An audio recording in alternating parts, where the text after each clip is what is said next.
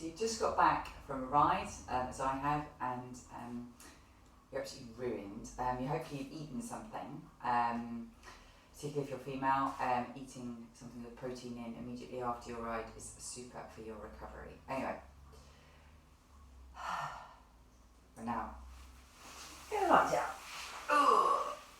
Oof. So you start off lying down and remove stuff from your back pockets if you've got stuff in your back pockets. I'm going to start off with rotating my hands and wrists, so you're moving all of the fingers, particularly if you've been holding handlebars tight, which I've been doing because I've been mountain biking. So you tend to end up with more vibrations through the wrists, but even if you're on a road bike, if you've been in the drops and that sort of thing, hands and wrists, so lots of sort of fire bursts with the fingers and rotating through the ankles. Reaching up over the top of your head. Okay, so I'm going to lift the legs and put them to the right. And then turn your torso towards it. So you're trying to do a banana shape, but you're keeping your back on the floor and your bottom on the floor. All of your body on the floor, so you're feeling a stretch along the side body, so your side of your left-hand side of your ribs. So reach round to the right. So how much of a curve you've got here will depend on different individual flexibility, and of course that's absolutely fine if you work with wherever you're at. So then the legs coming back into the middle, going for the legs first and then the top of your body. So I've put my legs out to the left, and now I'm bringing the top part of my body over to the left as well. Sorry, ponytail. Reach. Breathe. Bit of a sideways, so we can do that again. Move the legs to the right, so your torso is facing in a straight line. Legs go out first, and then the torso goes round to this lying down banana shape, and then back to the middle. It's easier if you're on a slippy floor, but it doesn't have to be a slippy floor. You can obviously just pick up your legs and move them, and then back round. Okay, oof. Okay, so now often your lower back can be sore if you've been on a bike, particularly if you've been riding up big hills. I haven't been particularly, but you know, that's all good. If you bring your hands down, the palms down to the floor, your feet hip distance apart, quite close to your bottom, you should be able to just about touch the heels. Okay, we're thinking about the feet being forwards and back, and you want to have good position like you do on the bike, so that your knees and ankles are aligned with your hips, so it's all in a straight line. And then you're going to curl your back and push up through the heels, and then curl back down. So we're not trying to just do a slab lift with the spine in a straight line. You're trying to bring a bit of movement to all of the vertebrae as you come up, and exhale on the way down. Okay, curling the lower back against the floor, then lifting the mid back and the upper back, so you're staying looking towards the ceiling, and then down you go again. And then coming up one more time, and then going down again. So we can then take hands onto knees, do circles with your knees. I'm told this is a bit like the Charleston, if you've ever been made to watch Strictly Come Dancing. My children are huge fans, if you take it or leave it, to be honest. And then go back the other way. Okay, so this usually feels quite nice to move the hips in a direction that they haven't been going while you're on the bike, and the lower back quite enjoys it as well. Okay, I'm going to straighten one leg, and straight away my hamstrings go, whoo! So yours may be too. You can bring your hands behind the thigh and just gently ease it towards you. As always with these stretching things, like somebody else may be able to get their foot to their face. I mean, I don't know how that would happen, but you know, if your body is further away and you're just holding onto your trouser leg, or you've got a belt or something around your foot, that's fine too. But if you're feeling a stretch in the back of your leg, that's super. As ever with stretches, we're not trying to make it agonising. You want it to feel like something, but not agonising. Okay, now then we're going to put this right foot on top of your left knee. Flexing that right foot. Picking up your legs, bringing your hands around the back of your left leg. Okay, so now you're feeling a stretch in the back of your right glute. So you're thinking about shoulders back and down, keeping the shoulders away from the floor. So we're trying to open up the chest, particularly if you've been on a road bike. It's not super for posture. If you want to be kind to your neck, you can gently twist left and right if your brain is able to cope with doing more than one thing at once. Sometimes my brain's like, no, too many things at once, just wait. So see how yours feels. So you have to give your body a bit of a chance to feel the stretch and to kind of get into it. And then we can stretch out like a little dead bug, doing our wrists again. Okay, and now we're going to go left foot on top of, no, let's try left leg straight first. Yes, that's right, let's not forget that bit. So again, we're thinking about shoulders back to the floor, or you can just pull it towards you like that. I mean, you can rotate the ankle as well. You know, play around with it. See what feels good for you. Some people prefer to stretch their hamstring with their knee bent. I prefer it with it straighter. And then we're going to bring that left foot on top of your right knee. Pick up both legs off the floor. Bring your hands around the right leg. And we're thinking again about keeping the shoulders back to the floor. You're trying to make sure that you have the openness in the chest. And again, you can think about rotating the head from side to side to allow your neck to stretch.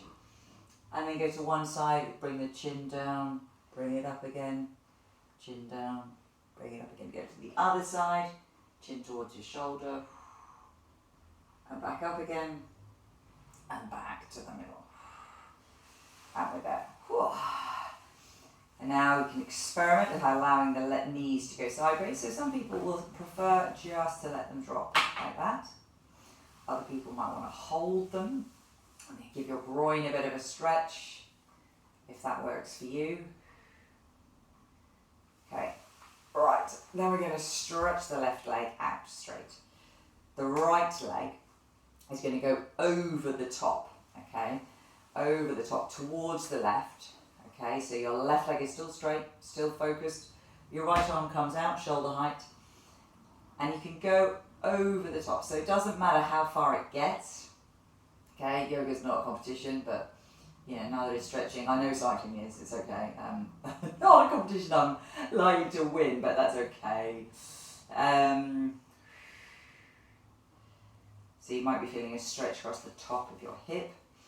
If you are feeling very bullish, and not everybody does, it is possible to straighten your leg here, and you can feel a stretch on the outside all the way down the side of the leg.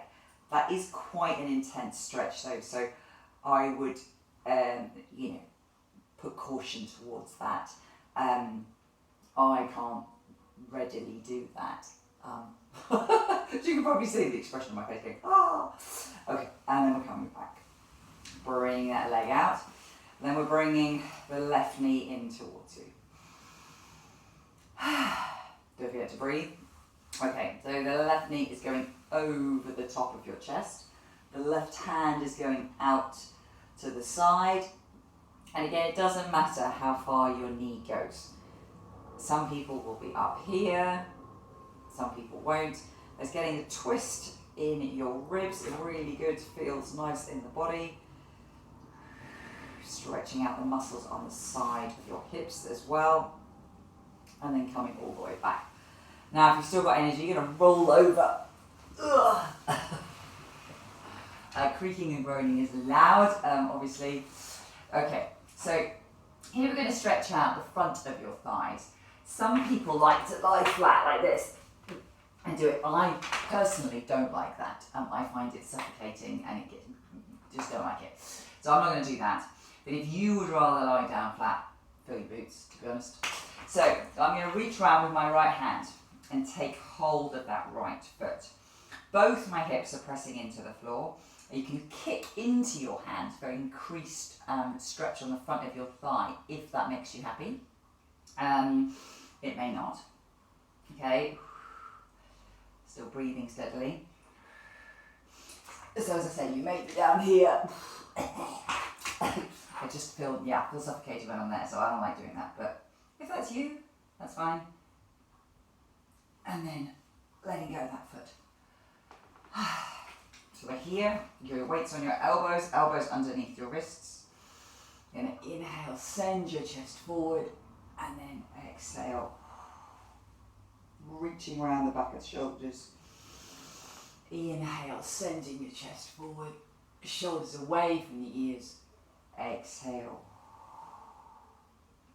Inhale, chest forward. Exhale, rounding those shoulders. Okay. And I'm going to go for the other side. So again, you can lie flat if that makes you happy, or I've moved my elbow more into the middle, and then I'm taking hold of the left foot. If, by the way, this really hurts your knee, and sorry, I should have mentioned on the other side, then you can stretch this, but in a different way. But not as part of the lying down routine. So you can put the shin on a chair and do standing, and it puts much less compression through the knee if you happen to have a knee trouble. As all these things, like if it's a stretch, it's fine. If you're getting severe pain in a joint, go see a physio, go see a doctor, please. I'm not magic, and certainly via the means of the internet, it's pretty tricky.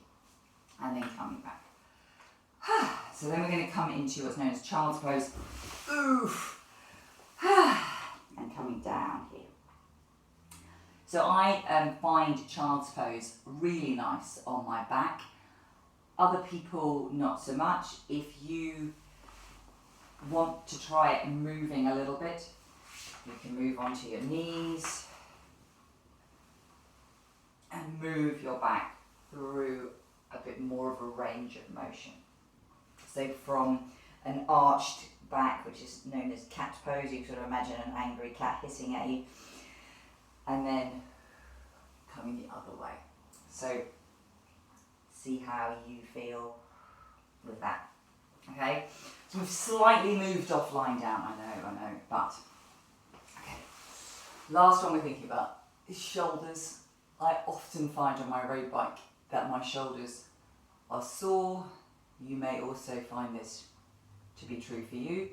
So shoulders up by your ears, back and down. I find it quite helpful actually if you're on a long ride to try and occasionally, if it's on a flat bit where you can, to take one arm and off the handlebars and do a bit of a shoulder rotation. I might look like a looper, but you know, whatever. Okay, you bring your hands behind your back. Bring just your head to a neutral position, and then rotating around. Head down to one side, and back up, and down to the other side, and back up. So there you go, that's a pose, a set of instructions for how to stretch lying down when you're too pooped to do anything else. So hopefully that's helpful and makes you feel better.